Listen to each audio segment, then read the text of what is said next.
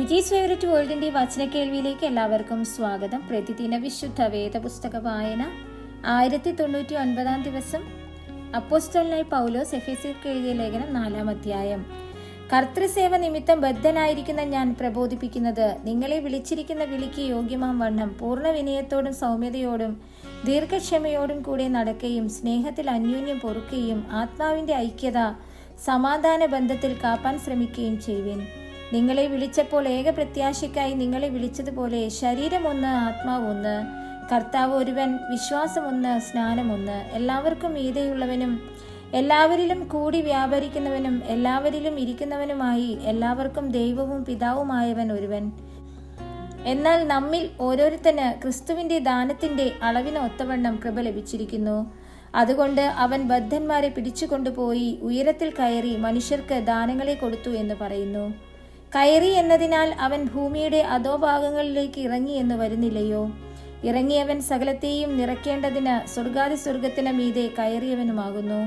അവൻ ചിലരെ അപ്പോസ്തലന്മാരായും ചിലരെ പ്രവാചകന്മാരായും ചിലരെ സുവിശേഷകന്മാരായും ചിലരെ ഇടയന്മാരായും ഉപദേഷ്ടാക്കന്മാരായും നിയമിച്ചിരിക്കുന്നു.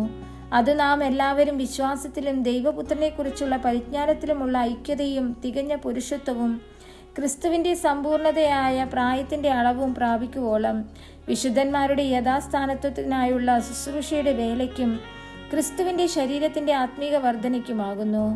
അങ്ങനെ നാം ഇനി മനുഷ്യരുടെ ചതിയാലും ഉപായത്താലും തെറ്റിച്ചു കളയുന്ന തന്ത്രങ്ങളിൽ കുടുങ്ങിപ്പോകുവാൻ തക്കവണ്ണം ഉപദേശത്തിന്റെ ഓരോ കാറ്റിനാൽ അലഞ്ഞുഴലുന്ന ശിശുക്കളായിരിക്കാതെ സ്നേഹത്തിൽ സത്യം സംസാരിച്ചുകൊണ്ട് ക്രിസ്തു എന്ന തലയോളം സകലത്തിലും വളരുവാൻ ഇടയാകും.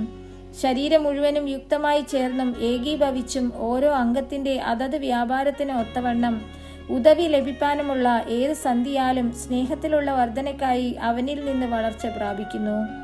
ആകയാൽ ഞാൻ കർത്താവിൽ സാക്ഷീകരിച്ചു പറയുന്നത് എന്തെന്നാൽ, ജാതികൾ തങ്ങളുടെ വ്യർത്ഥബുദ്ധി അനുസരിച്ച് നടക്കുന്നത് പോലെ നിങ്ങൾ ഇനി നടക്കരുത്. അവർ അന്ധബുദ്ധികളായി അജ്ഞാന നിമിത്തം ഹൃദയ കാഠിന്യ നിമിത്തം തന്നെ ദൈവത്തിന്റെ ജീവനിൽ നിന്ന് അകന്ന് മനം തഴമ്പിച്ചു പോയവർ ആകയാൽ അത്യാഗ്രഹത്തോടെ സകല അശുദ്ധിയും പ്രവർത്തിപ്പാൻ ദുഷ്കാമത്തിന് തങ്ങളെ തന്നെ ഏൽപ്പിച്ചിരിക്കുന്നു.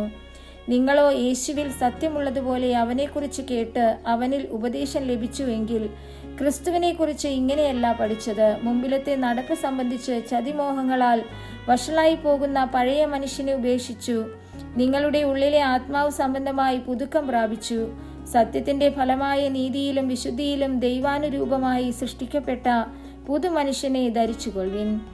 ആകയാൽ ഭോഷ്ക ഉപേക്ഷിച്ച് ഓരോരുത്തൻ താന്താന്റെ കൂട്ടുകാരനോട് സത്യം സംസാരിപ്പിൻ. നാം തമ്മിൽ അവയവങ്ങളല്ലോ, കോപിച്ചാൽ പാപം ചെയ്യാതിരിപ്പിൻ. സൂര്യൻ അസ്തമിക്കുവോളം നിങ്ങൾ കോപം വെച്ചുകൊണ്ടിരിക്കരുത്. പിശാചിന് ഇടം കൊടുക്കരുത്. കള്ളൻ ഇനി കക്കാതെ മുട്ടുള്ളവന് ദാനം ചെയ്യുവാൻ ഉണ്ടാകേണ്ടതിന് കൈകൊണ്ട് നല്ലത് പ്രവർത്തിച്ച് അധ്വാനിക്കത്രേ വേണ്ടത്.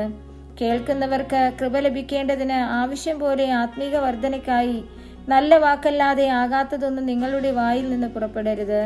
ദൈവത്തിന്റെ പരിശുദ്ധാത്മാവിനെ ദുഃഖിപ്പിക്കരുത്. അവനാലല്ലോ നിങ്ങൾക്ക് വീണ്ടെടുപ്പ് നാളിനായി മുദ്രയിട്ടിരിക്കുന്നത്.